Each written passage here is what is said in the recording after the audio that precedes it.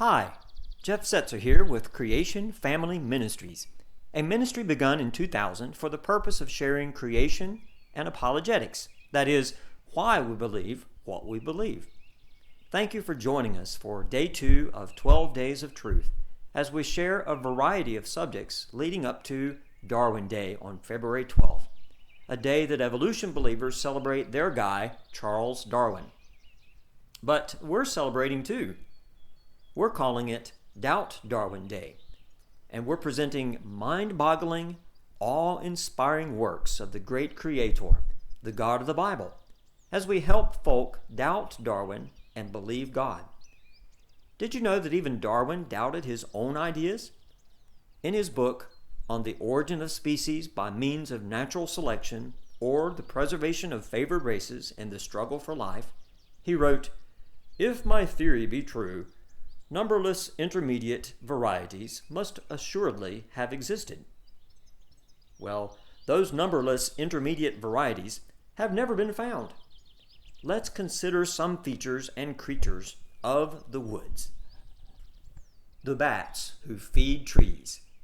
Psalm 104, 27-28 says, "These wait all upon thee, that thou mayest give them their meat in due season. That thou give them they gather. Thou openest thine hand, they are filled with good." The surface of the earth, 50 to 150 feet below the great living canopy of the rainforest, is a dark, humid, still world dominated by great columns of tree trunks.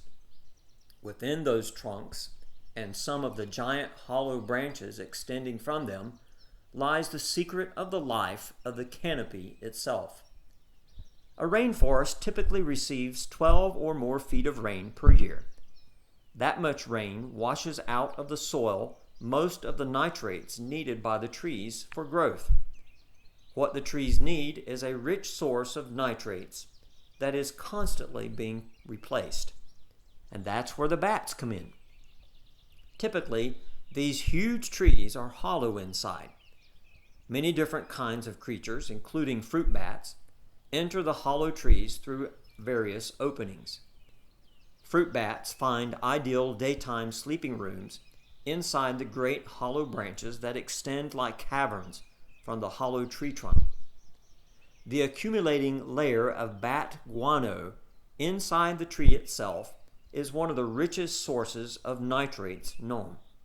So, the bats provide the tree with the nitrates it needs in exchange for a protected home during the day. In a very real sense, the fruit bats are the collection and transport system for the raw materials that make possible the tropical rainforest canopy with its millions of residents.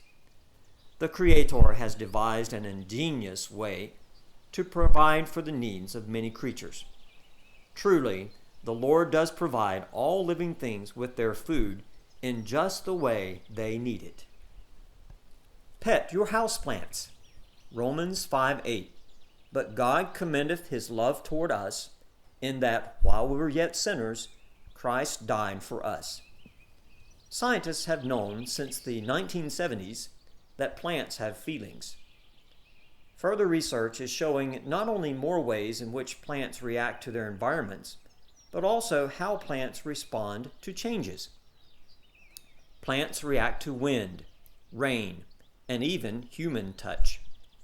But since they cannot change location in response to the environment, like animals and human beings, they react in other ways. These reactions seem to be controlled by a gene within the plant that is activated by wind, rain, or the human hand. What are trees like on a wind-beaten, storm-lashed coast? Do they stand straight and tall?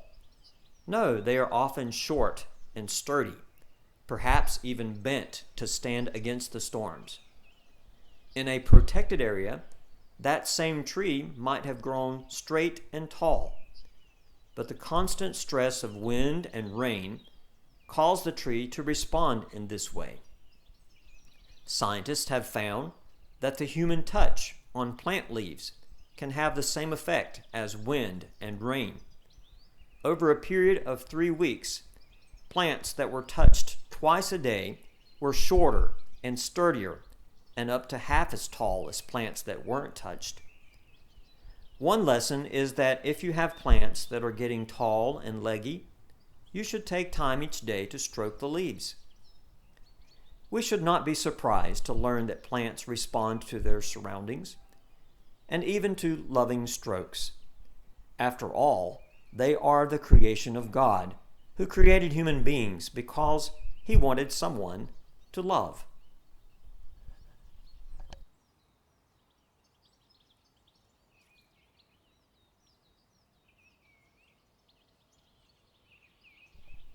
The miracle of photosynthesis.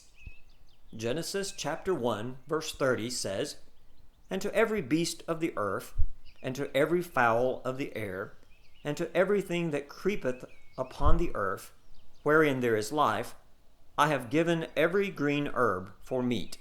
And it was so. All green plants, some algae, and even some bacteria are able to make food out of nothing more than air, water, light, and a few minerals. The process is called photosynthesis. And without it, we would run out of food to eat, as well as oxygen to breathe. The green plant takes in the carbon dioxide that we and the animals exhale as waste and some water, and through photosynthesis, produces oxygen and a carbohydrate, and returns 3/4 of the water it originally took in for future use. Chemically, what happens is that the carbon atom in the carbon dioxide is removed from the oxygen and added to one water molecule, creating a carbohydrate, which is useful to us as food. While this all sounds simple, a more detailed summary of what happens each step of the way would fill a whole page with fine print. Evolutionists marvel at the great good luck involved in the fact that plants make useful things for us out of our waste products.